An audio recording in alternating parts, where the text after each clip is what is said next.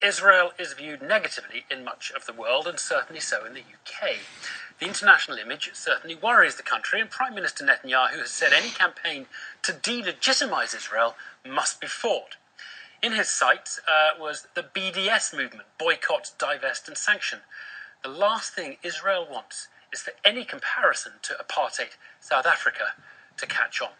Well, the prominent Israeli opposition parliamentarian, Tzipi Livni, was in London today. She's a critic of Netanyahu, a believer in the two-state solution, and I sat down with her this morning. Did the campaign for sanctions in any way scare her? The movement itself, it's not something that scares us. It's quite a small movement, and basically it's not for two states, for two peoples. It's basically against the state of Israel. They are not talking about two states living in peace in the Middle East, but they are basically against the state of Israel. But I think many in the BDS movement are in favour of a two-state solution, aren't they? What they say and what they are preaching for is return of all the Palestinian refugees, millions of them, to Israel, demolish the fence that basically creates the beginning of two states for two peoples. They are not talking about the borders of the Palestinian state. They are talking against Israel. Now, I don't ask the world to turn a blind eye toward Israel, or not to ask Israel, or even criticize any Israeli government policy. But there's a huge gap between criticizing a policy, or having a debate, or asking Israel questions, and boycotting and putting sanctions against Israel, which is basically a collective punishment. And this is an Israeli. I would never support it. Did you agree with the equivalent BDS movement against apartheid South Africa? We are not at the same situation. No, I'm asking whether you agreed with that movement against South Africa. Did it work? Was it the right approach for the international community? You don't need to ask about, if I may, we have now sanctions on Iran. And I'm here also to say that these sanctions should be kept and not to remove it at once. What about the South African ones? Because also, against South Africa? Yes, I did, but there's a difference. Because there is no apartheid in Israel. What else can the world do if it really doesn't want Israel to settle in areas that it thinks are Palestinian, if it wants a two-state solution and believes the Israeli government is not interested in the two-state solution? What should the world do? You tell us what the world should do. You don't want to boycott, divest, or sanction Israel. Okay. What is the approach to do? I believe that there's a room to have a new discussion between Israel, the United States, UK, other members of the international community quartet, and to find a way to move forward, to say, yes, our common vision and interest is two states for two peoples. We need you, the world, to support our needs for security. Nobody wants to have a failed state or a rogue state in the Palestinian territories. We have certain requirements that we need. The Palestinians have their own requirements. Let's find a way to move forward. Both leaders, Netanyahu and Abu Mazen, said two states for two peoples. So let them prove it. You must be very depressed then that the comparison to South Africa, which I brought into the discussion, is beginning to be made. Yes, it is frustrating, I must say, as an Israeli. So while I can criticize the Israeli government policy, I cannot accept the idea that Israel is becoming an apartheid state.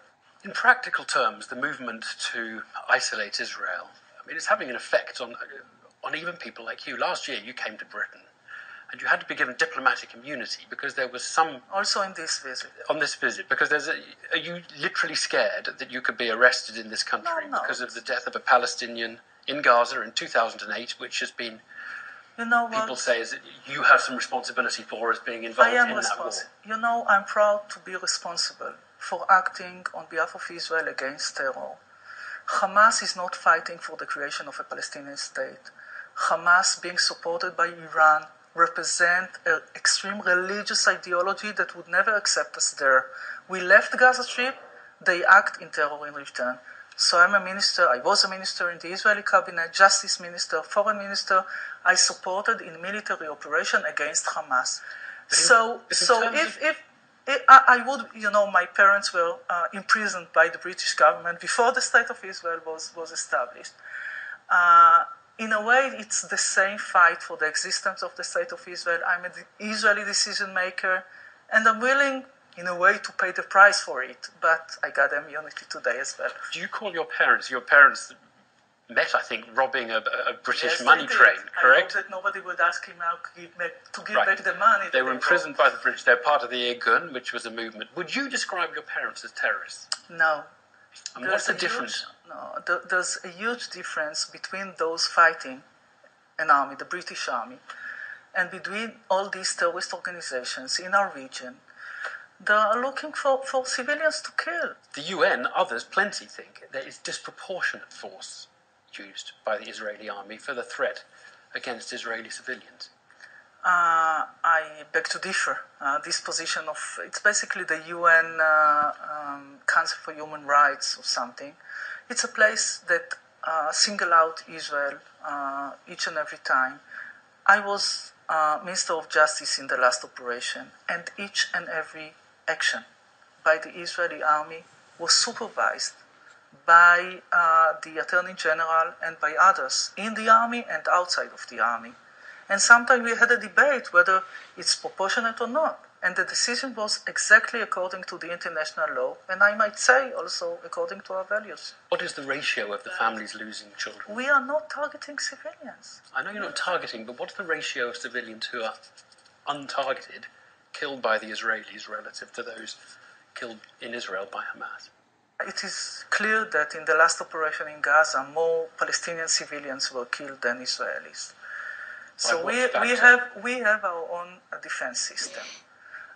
We have Iron Dome that protects us. But we in Tel Aviv needed to find shelters almost every day when Hamas targeted Tel Aviv and other places. So the fact that they didn't succeed, does it mean that we should live under this threat as an ongoing threat? When we are in a cabinet meeting or when the Prime Minister is speaking with the President of the United States and then we hear the siren and he goes to the shelter, is this normal life to you? You know what we find during the operation? In one of the terrorists who was killed, we found in his pocket instructions. And it was said there, when Israel is entering, when the Israeli soldiers are entering, find civilians to use because they would hesitate before targeting you. This is the kind of war that we are fighting. It's unfair, it's unjust. And frankly, talking about those that criticize Israel for occupation, we left Gaza Strip. So it makes it clear that it's not about occupation, it's about their own ideology. And we need to define ourselves. Tzipi, Livni, thank you very much. Thank you.